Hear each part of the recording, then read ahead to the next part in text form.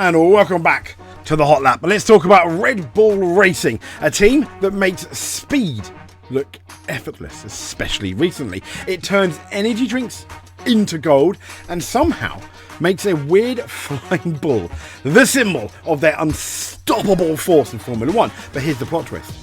One driver who could fit perfectly in their lineup, Carlos Sainz, never got the call up. But why? Well, buckle up, because this story has more twists than an F1 car at Monaco. Let's get into it.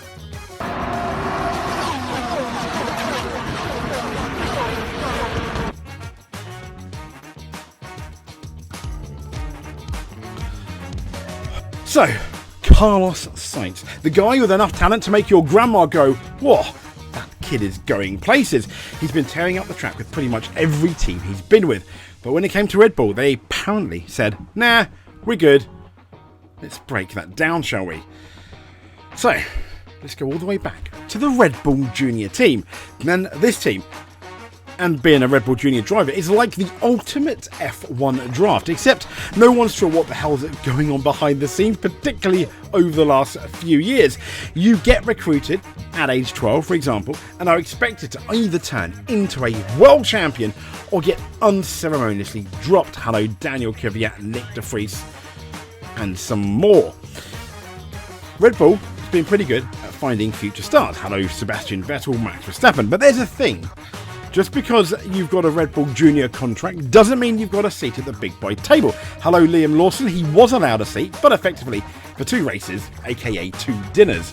So Carlos Sainz was part of this Red Bull team from 2011 to 2015. But despite showing he had the skills to rival anyone in Formula 1, Red Bull passed on him for the senior team. But why? That's like getting a free pass to Disney World and then choosing to go to your local park down the road. Fun, yes, but not Disney World. Instead, Red Bull's logic is, well, special. Some say Carlos Sainz driving was just a little too calm, maybe, for Red Bull. Think of it like bringing a knife to a gunfight. They wanted someone, as in Red Bull, with a go hard and go home mentality. Think Max Verstappen, even Daniel Ricciardo. And Ricciardo was literally a walking highlight reel of overtaking in his peak at Red Bull. And Carlos Sainz, maybe a bit more like, let's sure we make that strategy right. Which, let's be fair, worked so well in the 2022 British Grand Prix, which got him his first win. But maybe he was too much finesse and not enough chaos for Red Bull.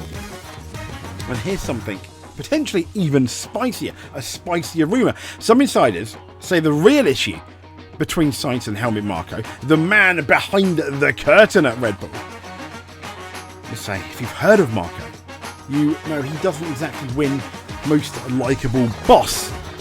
Apparently, Sainz didn't like Marko's do-or-die approach or mentality. Imagine a 19-year-old and a guy named Helmut telling you your career ends tomorrow.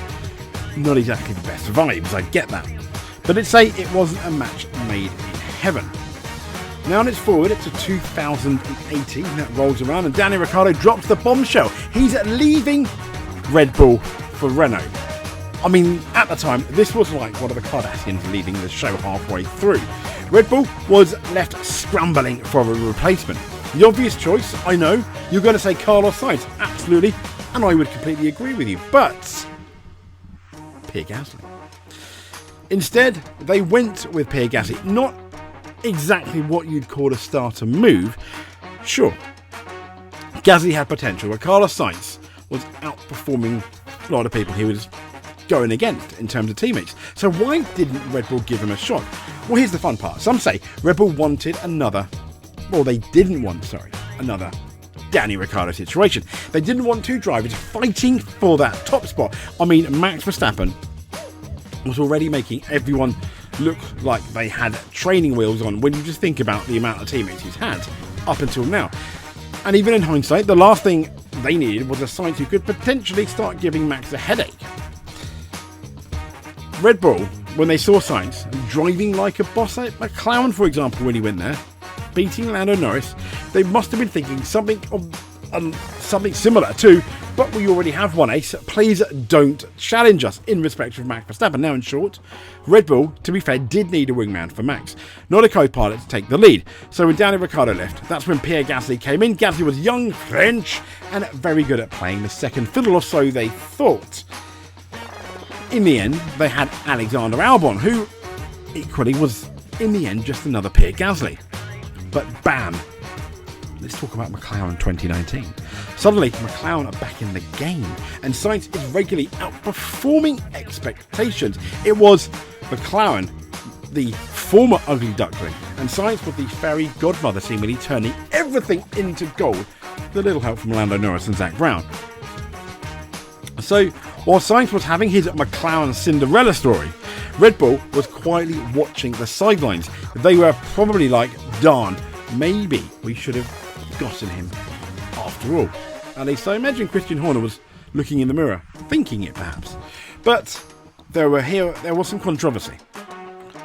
Some say Red Bull didn't even try to bring him back into the fold because they had their eyes locked on another prize, and that was the long-term future of their, well, now four-time champion Max Verstappen. There was even a rumour that they weren't interested in anyone that could pose a threat to Max's throne. Max Verstappen, understandably, was their golden boy. He's now won 4 world championships, I get it. Carlos Sainz, was he then a little too close to being another Max contender?